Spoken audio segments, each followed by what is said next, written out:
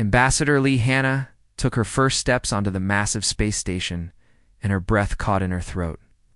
The place was absolutely enormous, bigger than any city she had ever seen on Earth. Crystal towers stretched up so high, they disappeared into artificial clouds. Floating platforms carried alien beings of every shape and size imaginable.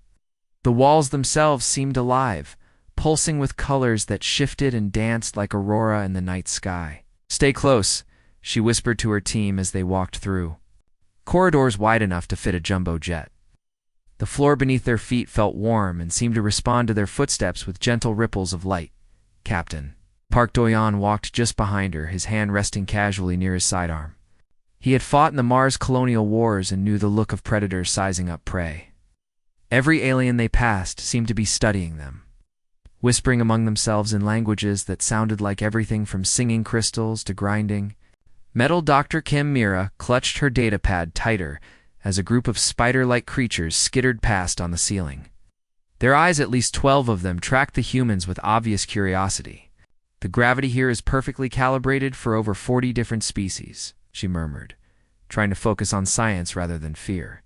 "The engineering required for this is incredible." Commander Choi Seung-ho, despite his military bearing, found himself gawking at a massive aquarium that served as one wall of the corridor. Inside, whale-sized creatures with translucent skin drifted peacefully, their bodies filled with swirling galaxies of bioluminescent organs. "How do they even build something like this?" he asked quietly.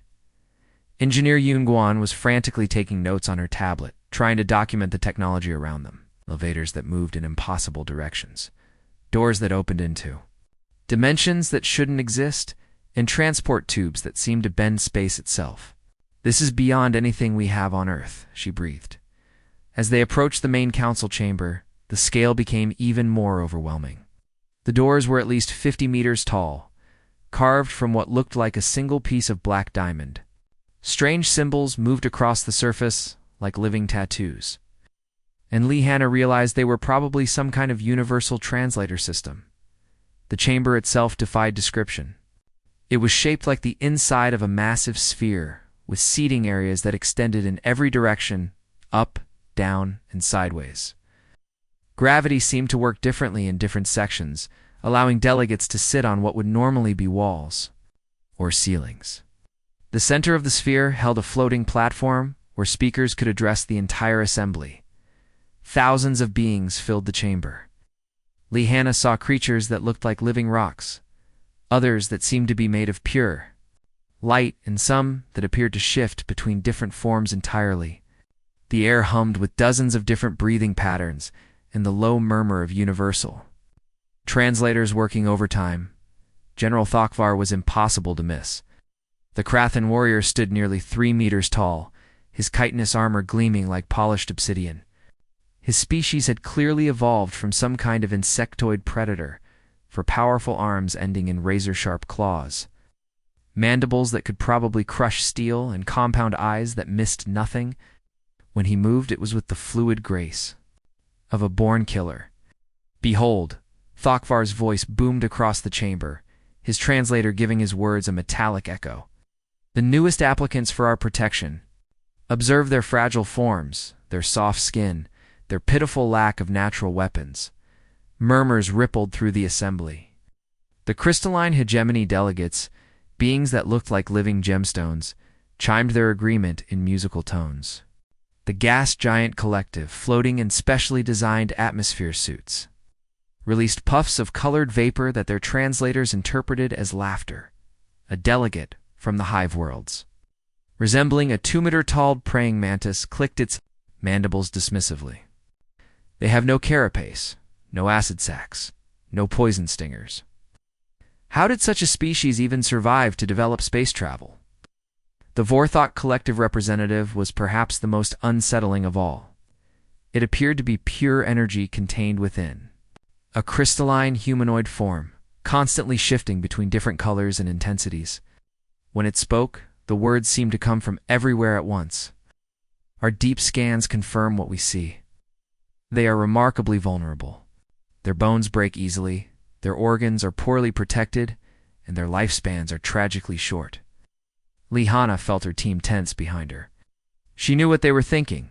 They had walked into a room full of apex predators, who saw them as nothing more than curious insects.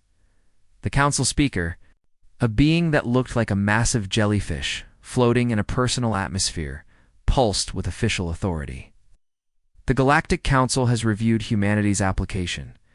While we admire your technological achievements, your species clearly lacks the physical capabilities necessary for survival in our complex galaxy. More murmurs of agreement. A delegate that looked like a living tree spoke up, its voice like wind through leaves. The Verdant Alliance agrees. These humans would be slaughtered by the first raider fleet they encountered. Captain Park Do-Yoon's jaw tightened. What? He had seen what human fragility could accomplish when pushed to its limits. The scars on his arms told stories of battles where supposedly weaker humans had triumphed against impossible odds. Dr. Kim Myra glanced around the chamber, her scientific mind cataloging the various species.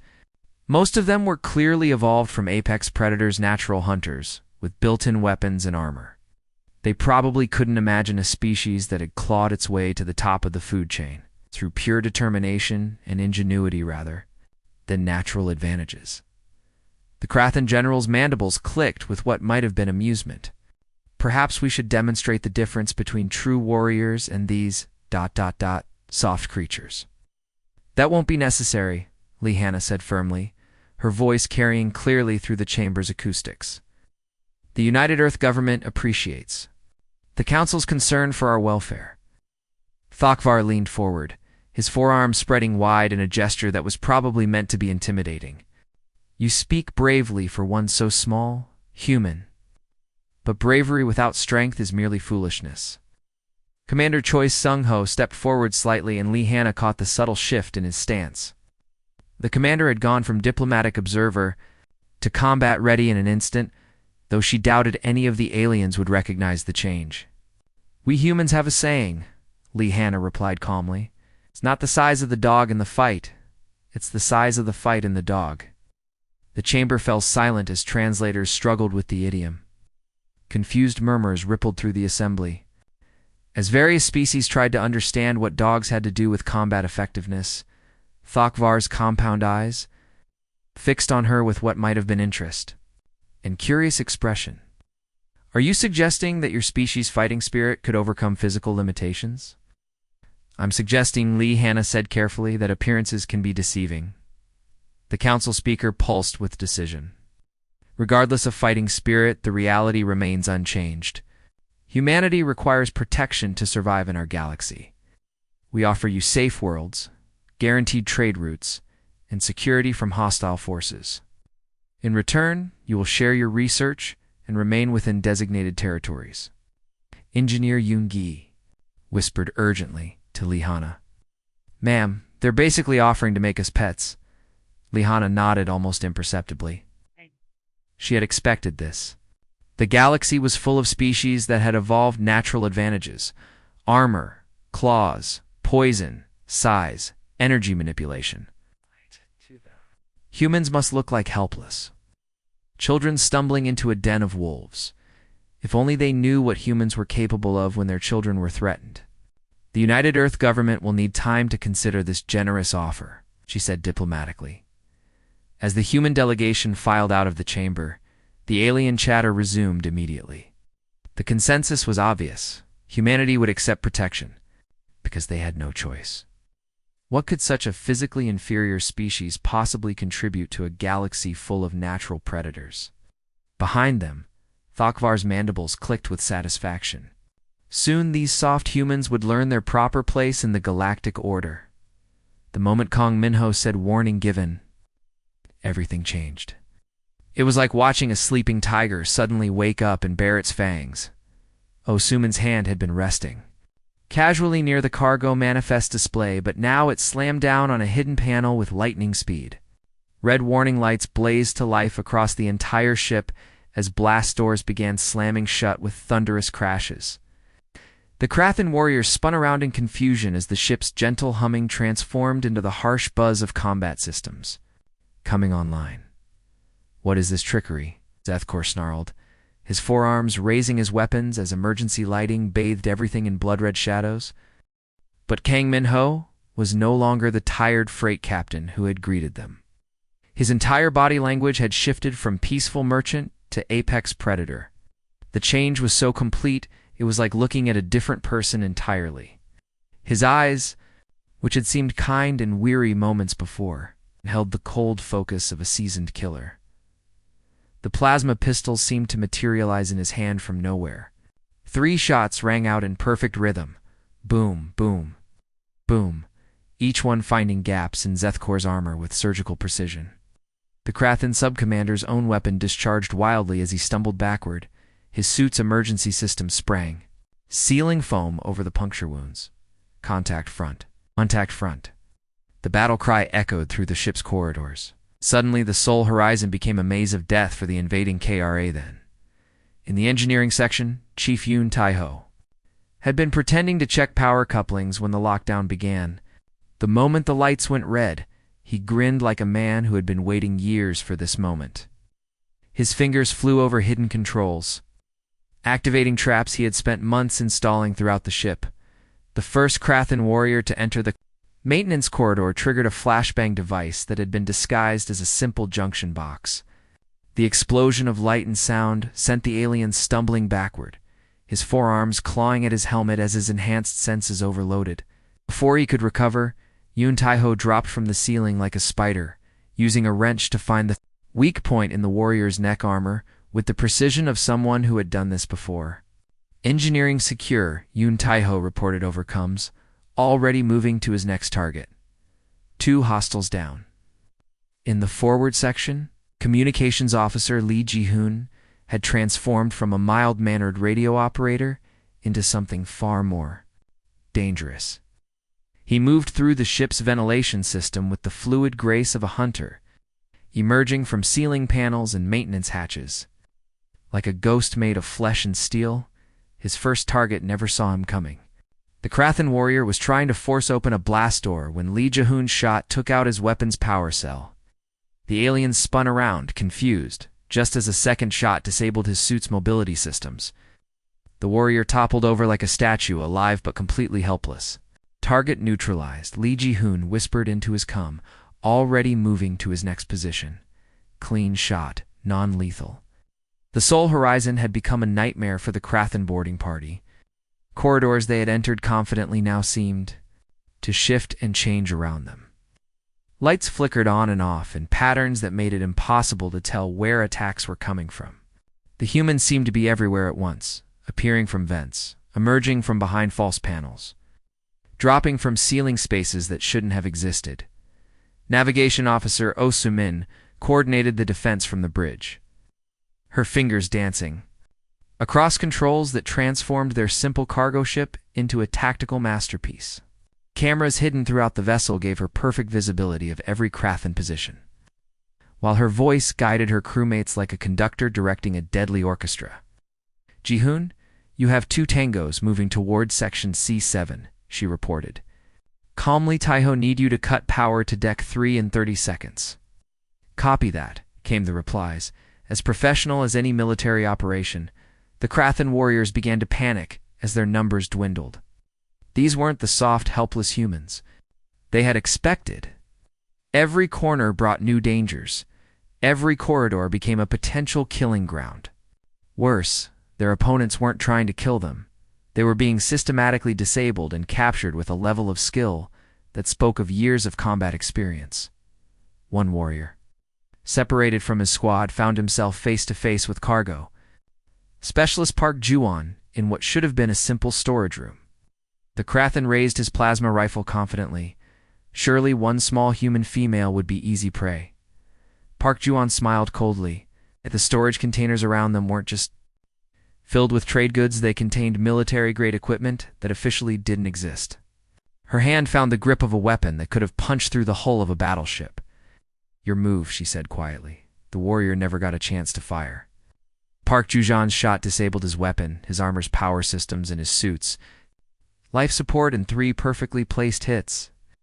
He collapsed, gasping as emergency oxygen began flowing from backup systems. Cargo bay secure, she reported. One more for the collection? The battle was reaching its climax in the main corridor, where Zethkor and his remaining warriors had barricaded themselves. The Krathan sub-commander was bleeding from multiple wounds. His armor cracked and failing, but his pride kept him fighting. Impossible. He roared into his cum system. They're just merchants. How are they doing this? The answer came from security. Chief Han Wu-jin, a former Special Forces operative, who had been quietly moving through the ship's superstructure. He dropped through a maintenance hatch directly behind the Krathan position, his stun baton crackling with energy. "Because we're not just merchants," he said calmly, for systematically disabling the remaining warriors with moves that would have impressed a martial arts master. When the ship's normal lighting returned, the transformation was complete. 11. Krathan warriors lay scattered throughout the Sol horizon, all alive but thoroughly defeated. Their weapons had been confiscated, their armor disabled, their confidence shattered beyond repair. Zethkor found himself staring up at Kang Minho. Barely conscious through his suit's medical systems, the human captain knelt beside him with a first aid kit, his earlier coldness replaced by genuine concern. "Easy there," Kong said gently, his hands steady as he began treating the Krathan's wounds. "The bleeding's not too bad. You're going to be fine." "I don't understand," Zethkor wheezed, his translator struggling with his weakened voice. "You defeated us completely. Your species is supposed to be weak. Why aren't you killing us?" Kong Minho paused in his medical work, meeting the alien's compound eyes with his own steady gaze. "Because that's what makes us human. We can be the deadliest thing in this galaxy when we need to be, but we choose when to use that ability." Around them, the crew of the Sol Horizon was already working to help their former attackers. Oh Su-min was running diagnostic scans to make sure none of the Krathan had suffered permanent damage. Yoon Tai-ho was repairing damaged armor systems. Lee Jae-hoon was distributing emergency rations and water. "You came here expecting to find prey," Kong continued, applying a medical patch to Zethkor's armor breach. "Instead, you found something your warrior culture hasn't encountered in generations." "What?" the Krathan warrior whispered. Kong Minho smiled sadly. "Humans who remember that the strongest warriors are the ones who know when not to fight." The emergency transmission from the Krathan patrol ship crackled through space, reaching the Galactic Council's communication array within. Hours of the Sol Horizon incident. The message was filled with confusion, disbelief, and something that hadn't been heard in Krathan transmissions for centuries. Fear, command. "This is Patrol Ship Vengeance requesting immediate assistance," came the panicked voice of the patrol. "Ship's captain, Sub-Commander Zethkor's boarding operation has ... failed. All 12 warriors are alive but captured. The humans ... the humans did something impossible." On the bridge of the massive Krathan command vessel Iron Fist, General Thokvar's mandibles clicked with irritation as he listened to the transmission. Around him, his bridge crew, all seasoned warriors who had conquered dozens of worlds, exchanged uncertain glances. "Repeat your last transmission," Thokvar growled into the communicator. "Did you say the humans captured our warriors?" "Affirmative, General. The merchant vessel Sol Horizon has released all 12 of our boarding party. They're requesting medical evacuation. The humans treated their wounds." The bridge fell silent. In Krathan culture, showing mercy to defeated enemies was seen as weakness. Treating enemy wounded was almost incomprehensible. When Sub-Commander Zethkor was finally brought aboard the Iron Fist, his appearance shocked everyone who saw him. The proud warrior who had left the ship hours earlier now moved like someone who had seen ghosts. His armor bore the marks of precise weapon strikes, holes that had been carefully placed to disable rather than kill. "Report," Thokvar commanded. His forearms crossed in a gesture of barely controlled anger. Zedek's voice was hollow as he spoke. "General, the humans. They're not what we thought. They moved like shadows, struck like lightning, and fought with a coordination I've never seen. But when the battle ended," he paused, struggling with concepts his warrior culture had no words for. "They helped us. They bandaged our wounds, gave us water, made sure we could breathe. Impossible." Thokvar's roar echoed through the bridge. "You were defeated by merchants?" 12 of our finest warriors, beaten by soft humans who need artificial tools to survive. But the medical scans told a different story. The Krathan warriors showed evidence of encounters with highly trained combatants. Their armor had been breached with surgical precision, their weapons disabled with shots that required incredible skill. Most disturbing of all, the humans had clearly held back. Every injury was designed to incapacitate rather than kill.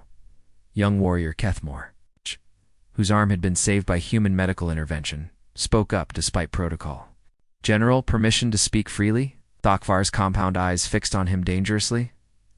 Granted, the humans could have killed all of us, Kethmore said quietly. Their ship had weapons hidden everywhere. Their crew moved like elite special forces, but they chose not to kill us.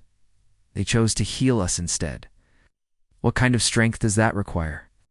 The question hung in the air like a challenge. In Krathan society, strength was measured by how efficiently you could destroy your enemies.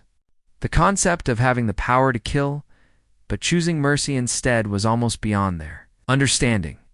General Thokvar's pride wouldn't allow him to accept the implications. One lucky encounter means nothing. Perhaps these particular humans had some military training. A proper battle group will show them the true meaning of power. Within hours, Battle Group Talon was assembled, 6 heavy cruisers and 2 massive dreadnoughts, enough firepower to level a planet.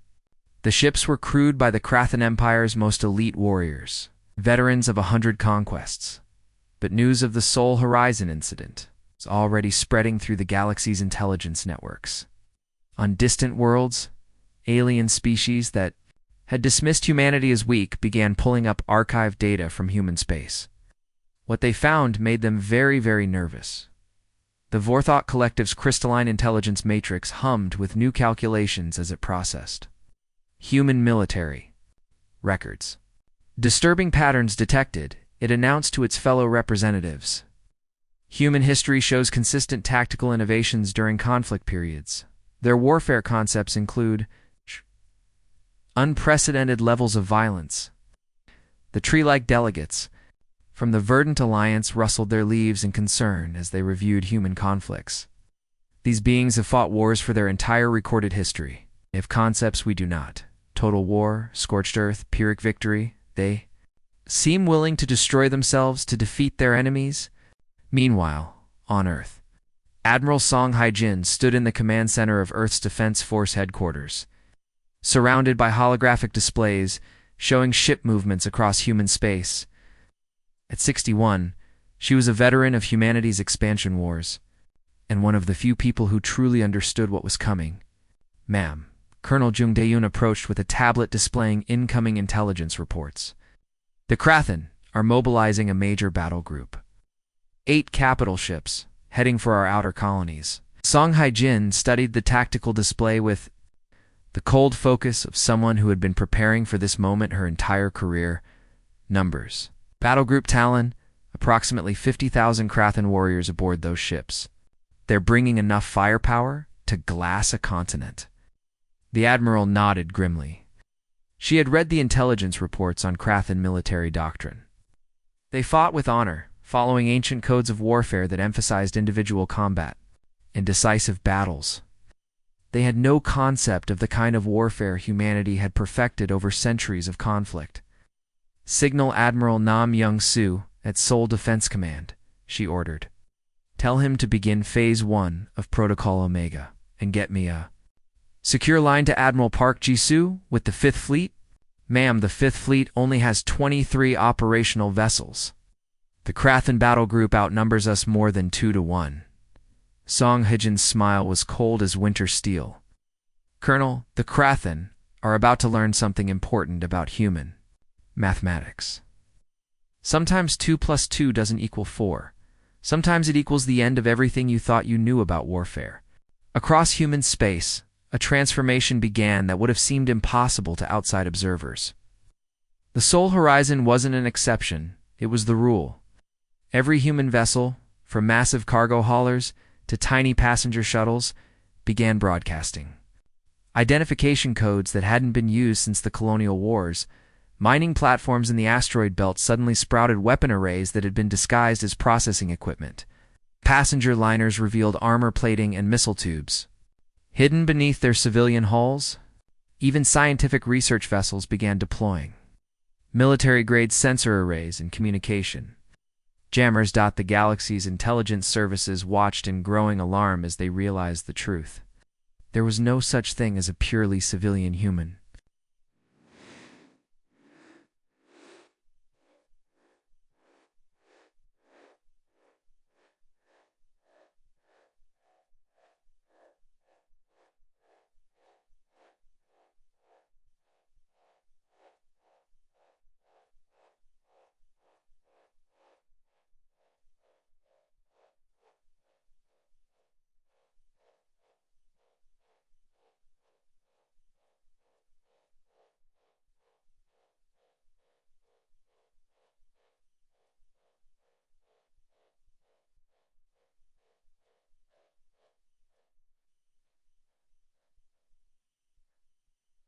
Every ship, every station, every installation in human space had been designed with warfare in mind. On the Galactic Council station, surviving Krathan warriors from the Sol Horizon found themselves celebrities of a very uncomfortable sort. Other species representatives sought them out, desperate to understand what had really happened during that brief encounter. Keth Moore, still recovering from his injuries, found himself in a crowded cantina surrounded by alien beings, eager to hear his story. His arm, saved by human medical technology, moved normally thanks to synthetic tissue grafts that were far beyond Krathan capabilities. The human captain, Kung Minho, Kethmore said slowly, his translator struggling with concepts. His language had no words for. He could have killed me easily. I saw it in his eyes. He had the skill, the opportunity, the justification, but he chose to heal me instead. A delegate from the silicon-based mechanoid collective processed this information through quantum calculations. Does not compute. Optimal strategy requires elimination of defeated enemies to prevent future resistance. That's what I thought too, Kethmore replied. But the humans see it differently. They said something about staying human even in war, I think. I think they measure strength differently than we do. Conversation was being monitored by intelligence agents from dozens of species, all trying to understand what humanity really represented. The reports they sent back to their homeworlds painted a picture that challenged everything the galaxy thought it knew about civilization and warfare.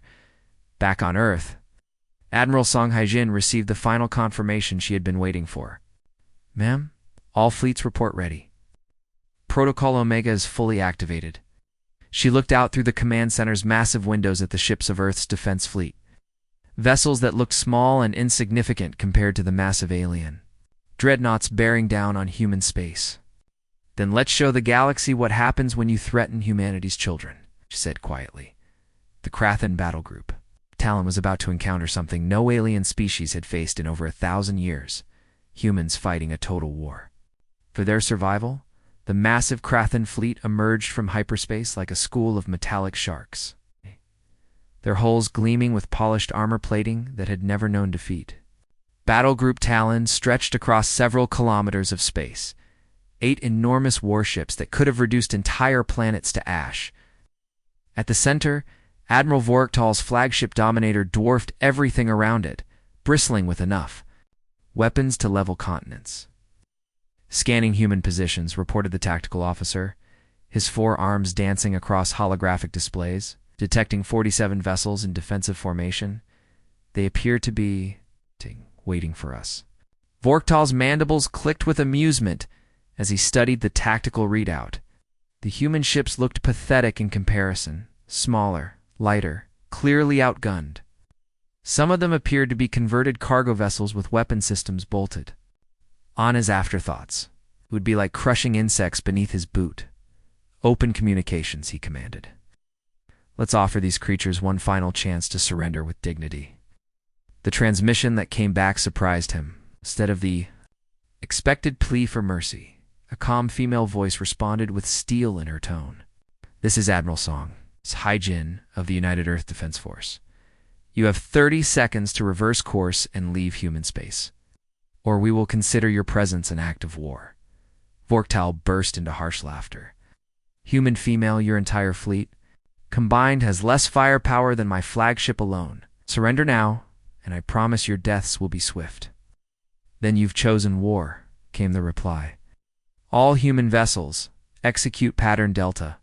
Show them what happens when you threaten our families." What happened next would be studied in military academies across the galaxy for centuries to come. The human fleet didn't attempt to engage in traditional ship-to-ship combat. Instead, they did something so insane that even the Krathen battle, computers couldn't predict it. The heavy cruiser Busan, her engines already damaged from the initial exchange of fire, suddenly accelerated directly toward the Krathen. "Dreadnought Talon's Edge, Captain Cho." Minsik's voice echoed across all frequencies. As his ship picked up speed, "For Earth, for humanity, for our children, they're going to ram us," the Krathen captain screamed, desperately trying to maneuver his massive vessel out of the way. But dreadnoughts weren't built for quick turns, and the Busan was already committed to her final course. The collision was spectacular. The Busan's hull crumpled like paper against the Krathen ship's superior armor. But the kinetic energy of a 10,000-ton vessel traveling at combat speed was something no armor could completely absorb. Both ships disappeared in a fireball that lit up the entire battlefield. "Impossible," Vorktal roared as his formation began to scatter. "No civilized species fights like this. They're committing suicide." But the humans weren't finished. As the Krathen fleet tried to regroup, smaller human vessels swarmed them like angry hornets. Destroyers and frigates that should have been picked off easily by the alien point defense systems instead worked in perfect coordination, covering each other's attack runs and accepting devastating losses to deliver precise strikes against critical systems. The destroyer Daegu, commanded by Captain Lee Sun-chung, took a direct hit from a Krathen plasma cannon that tore through her port side like tissue paper. Emergency klaxons screamed as atmosphere vented into space, and fires broke out across multiple decks. "Captain, we're losing life support," her first officer shouted over the chaos. "We need to abandon ship." Lee Sang-yang looked at the tactical display where the Krathen flagship was still launching devastating attacks against the human fleet. Her ship was dying, but she still had engines and one working torpedo tube. "All hands, abandon ship immediately," she ordered calmly. "Set collision. Course for the enemy flagship. If we're going down, we're taking them with us." "Ma'am, that's suicide." "No," she replied, her hand steady on the controls as escape pods ejected from her dying ship. "That's victory." The Daegu's final run was a thing of beauty and terror. Toll watched in horror as the human destroyer, trailing fire and debris, somehow managed to penetrate his fleet's defensive perimeter. Her torpedo found its mark just as the ship itself crashed into the Dominator's hull, causing secondary explosions that rippled through multiple decks. "Damage report," Vorktal demanded as his flagship shuddered around him. "Primary weapons offline. Hull breaches on decks 12 through 15. Engineering reports reactor instability." The battle had become a nightmare for the Krathen forces. Every time they destroyed a human ship, the wreckage somehow managed to cause more damage than seemed possible. The humans fought with a coordination that defied explanation, sacrificing themselves with mathematical precision to achieve maximum effect. Admiral Nam Young-soo, commanding the human fleet from his flagship Incheon, watched the tactical display. With grim satisfaction, the plan was working exactly as designed. Every human life lost was buying precious time and inflicting irreplaceable damage on the enemy. "Sir, the Krathen are trying to retreat," reported his tactical officer. "Negative," Nam Young-soo replied coldly. "They came here to destroy us. We finish this now. All remaining ships, final attack formation, target their remaining dreadnought." Incheon led the charge, her hull scarred and smoking, but her weapons still firing. Around her, the surviving human vessels followed their admiral into what should have been certain death. But they had already proven that human mathematics didn't follow galactic standards. The final exchange lasted only minutes. When the smoke cleared, Battlegroup Talon had been completely destroyed. The human fleet was reduced to 12 barely functioning vessels. But they had achieved the impossible. They had defeated a force 3 times, their size through sheer determination and tactics that no sane species would attempt. In the aftermath, human rescue ships moved through the debris field like angels of mercy, pulling Krathan survivors from the wreckage and treating their wounds with the same care they showed their own people. It was this final act that would haunt the galactic consciousness for generations. Humans who could fight like demons, but chose to heal like saints. The message was clear: humanity was not prey. They were predators who chose to be protectors, and the galaxy would never be the same.